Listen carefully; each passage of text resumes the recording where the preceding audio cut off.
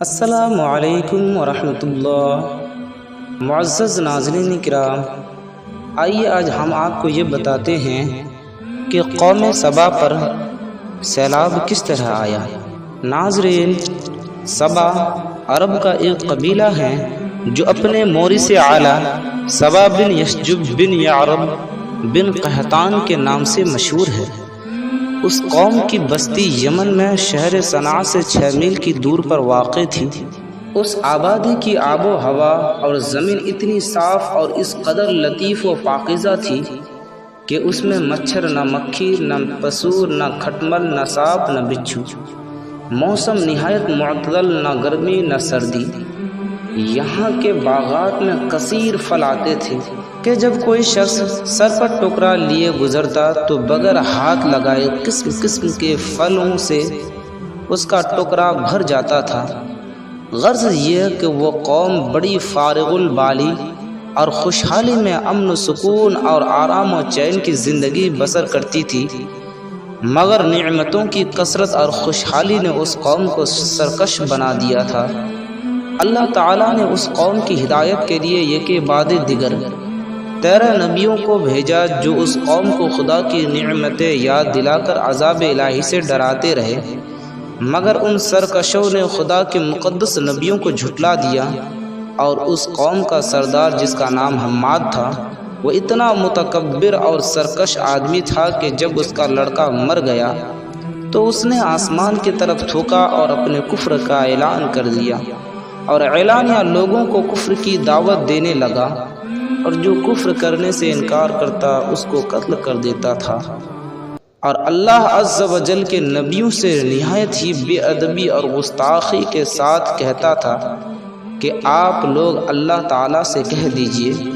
کہ وہ اپنی نعمتوں کو ہم سے چھین لے۔ ناظرین، جب حماد اور اس کی قوم کا طغیان و عصیان بہت زیادہ بڑھ گیا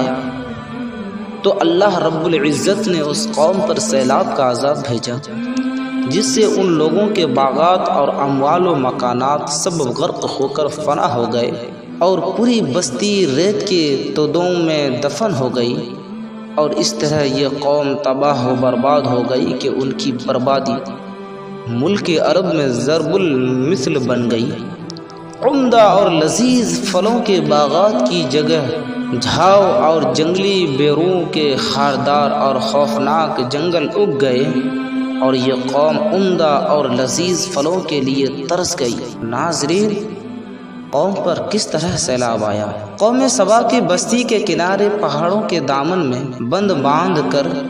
ملکہ بلقیس نے 3 بڑے بڑے تالاب نیچے اوپر بنا دیے تھے۔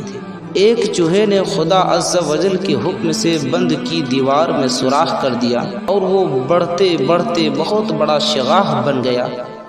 یہاں تک کہ بند کی دیوار ٹوٹ گئی اور ناگہاں زوردار سیلاب آ گیا۔ بستی والے اس سوراخ اور شگاف سے غافل تھے اور اپنے گھروں میں چین کی بانسری بجا رہے تھے کہ اچانک سیلاب کے دھاروں نے ان کی بستی کو غرق کر ڈالا، اور ہر طرف بربادی اور ویرانی کا دور دورہ ہو گیا۔ اللہ رب العزت نے قوم سبا کی ہلاکت آفری سیلاب کا تذکرہ فرماتے ہوئے قرآن عظیم کے اندر یوں ارشاد فرمایا کہ بے شک سبا کے لیے ان کی آبادی میں نشانی تھی 2 باغ داہنے اور بائیں۔ اپنے رب کا رزق کھاؤ اور اس کا شکر ادا کرو، پاکیزہ شہر اور بخشنے والے رب۔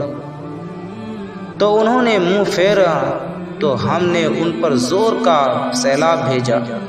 اور ان کے باغوں کے عوض 2 باغ انہیں بدل دیے، جن میں سے بد مزہ میوہ اور جھاؤ اور کچھ تھوڑی سی بیریاں۔ ہم نے انہیں یہ بدلا دیا ان کی ناشکری کی سزا، اور ہم کسے سزا دیتے ہیں؟ اسی کو جو ناشکرا ہے۔ ناظرین، قوم سبا کی یہ ہلاکت و بربادی ان کی سرکشی اور خدا عز و جل کی نعمتوں کی ناشکری کے سبب سے ہوئی۔ ان کی بدعمالیہ اور خدا عز و جل کے نبیوں کے ساتھ بے ادبیاں اور گستاخیاں جب بہت بڑھ گئی تو خداوند قہار و جبار کا قہر و غضب و عذاب بن کر سیلاب کی صورت میں آ گیا، اور ان کو تباہ و برباد کر دیا گیا۔ سچ ہے، نیکی کا اثر آبادی اور بدی کا اثر بربادی ہے، لہٰذا ہر نعمت پانے والی قوم کو لازم ہے کہ خدا کی نعمتوں کا شکر ادا کرے اور سرکشی و گناہ سے ہمیشہ کنارہ کشی اختیار کرے، ورنہ خطرہ ہے کہ عذاب الہی نہ اتر پڑے، کیونکہ جو قوم سرکشی اور بدعمالی کو اپنا طریقہ کار بنا لیتی ہے اس کا لازمی اثر یہی ہوتا ہے کہ وہ قوم عذاب الہی کی مار سے برباد اور اس کی آبادیاں تہس نہس ہو کر ویرانہ بن جاتی ہے۔ السلام علیکم ورحمۃ اللہ۔